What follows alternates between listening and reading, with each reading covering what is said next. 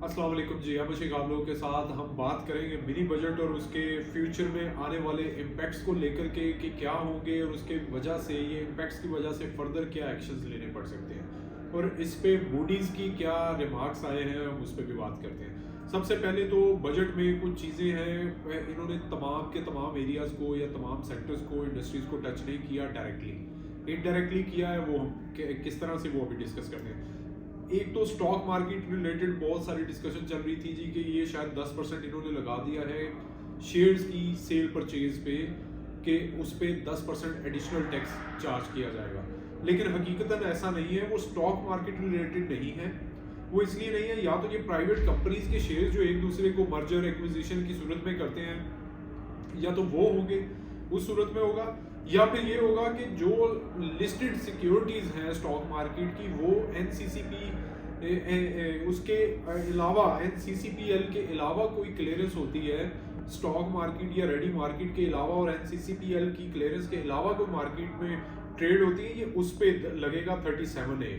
ये stock market related नहीं है, तो इसलिए ये स्टॉक मार्केट के लिए डायरेक्ट नेगेटिव न्यूज़ नहीं है। Advance tax on function and gatherings, वो ऑब्वियसली ये चीज़ ऐसी है कि इसमें बहुत सारी चीज़ें, फूड आइटम्स और वो इंडस्ट्री हिट करेगी। ये फूड सेक्टर जो है ये डैमेज होगा, क्योंकि ये शादी हाल में और डिफरेंट जगहों पे ये पोल्ट्री और डिफरेंट टाइप के फूड्स और वो कंज्यूम होते हैं। जब ये टैक्स लगता है तो ओबियसली ये बहुत सारी चीज़ें डायरेक्ट इनडायरेक्ट उसको इम्पेक्ट करना शुरू कर देती हैं, उसकी सेल्स और वो डैमेज होना शुरू हो जाती है। तो इसके अलावा जो है exhibition, concert, shows, party, seminar, wedding related event, तमाम पे, गैदरिंग्स पे उन्होंने टैक्स लगा दिया है। उसके अलावा जो है marquees, commercial lawn, club, community place, ये तमाम चीज़ें इसमें कवर हो रही हैं। सेल्स टैक्स का एक इम्पैक्ट आया है और ये नेगेटिव इम्पैक्ट है तमाम की तमाम इंडस्ट्रीज पे, एक्सेप्ट जो एग्जेम्प्टेड इंडस्ट्रीज हैं, जैसे कि मेडिसिन है, फार्मास्यूटिकल पे इसका कोई इम्पैक्ट नहीं आता क्योंकि वो एग्जेम्प्टेड में फॉल करती है। ये सेल्स टैक्स का रेट 17 से बढ़ाकर 18 कर दिया गया, जिससे टेक्सटाइल के जो रिटेल सेटअप है जैसे गुल अहमद है वो भी डैमेज होगी।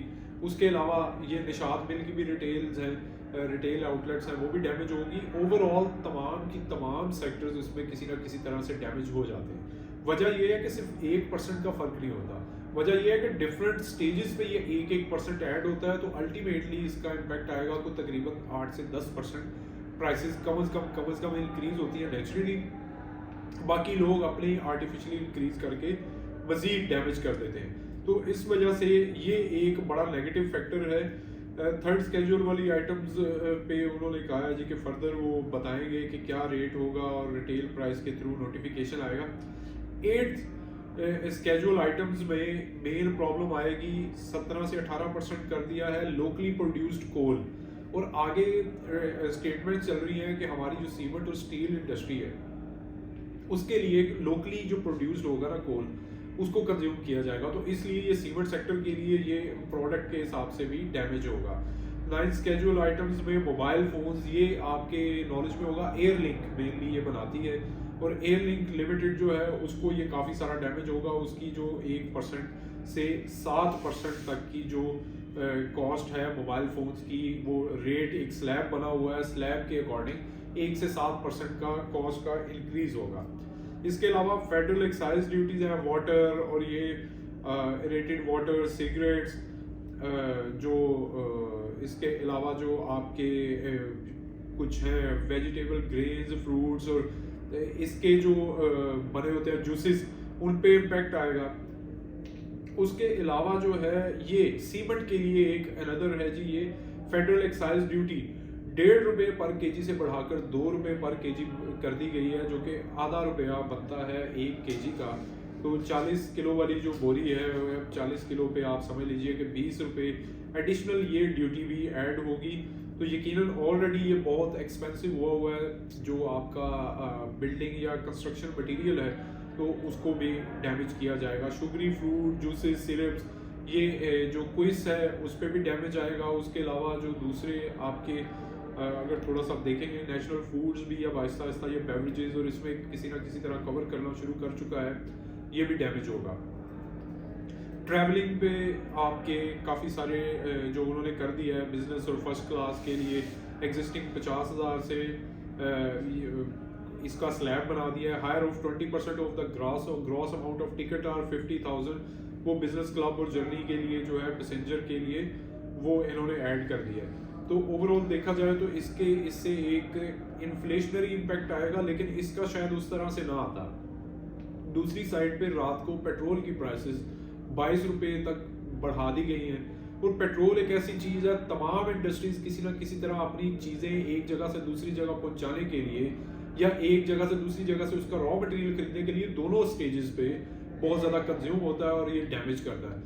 एक तरफ ये कर दिया, दूसरी तरफ गैस की प्राइसेस 45% से लेके 145% के दरमियान इंक्रीज हुआ है। वो एक स्लैब के हिसाब से है, स्लैब के अकॉर्डिंग है, इंडस्ट्री के अकॉर्डिंग है।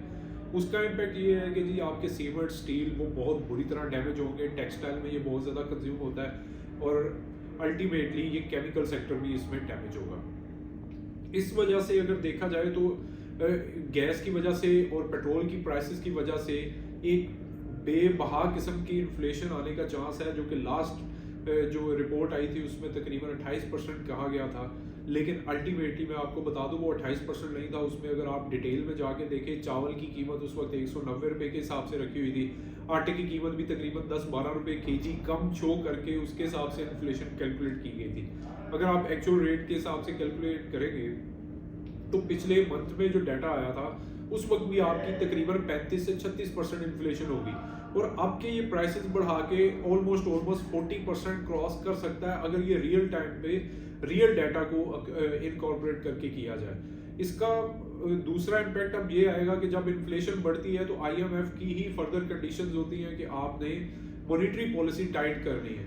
और मुझे तो ऐसे लग रहा है कि जिस तेजी से ये प्राइसेस बढ़ी हैं शायद मॉनेटरी पॉलिसी अर्ली कॉल कर ली जाए और 1 से 2% तक लॉन्ग टर्म में ये इंटरेस्ट रेट जो है वो बढ़ने का चांस है।